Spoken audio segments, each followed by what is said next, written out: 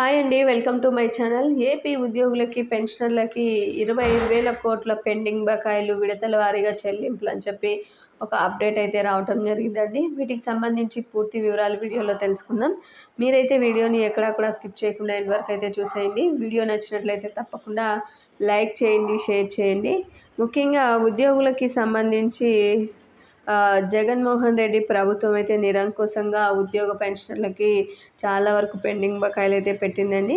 తీవ్ర ఆవేదన అయితే వ్యక్తం చేశారండి. 25,000 కోట్ల పెండింగ్ బకాయిలు పడిందని, దీంతో లక్షలాది ఉద్యోగులు వారి యొక్క కుటుంబాలు నిరాశకైతే గురయ్యారని తీవ్ర ఆవేదన అయితే వ్యక్తం చేశారండి. ముఖ్యంగా ప్రస్తుతం ముఖ్యమంత్రి చంద్రబాబు నాయుడు సానుకూలంగా అయితే స్పందించారని, దశల వారీగా బకాయిలన్నింటినీ కూడా ఇప్పిస్తామని అయితే విజ్ఞప్తి చేశారండి.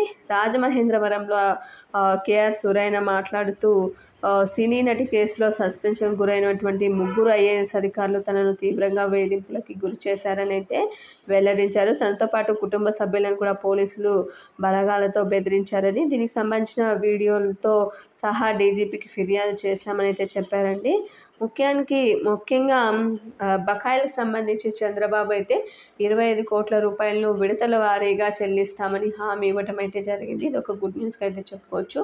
మీకు వీడియో నచ్చినట్లయితే తప్పకుండా లైక్ చేయండి, షేర్ చేయండి. Thank you for watching.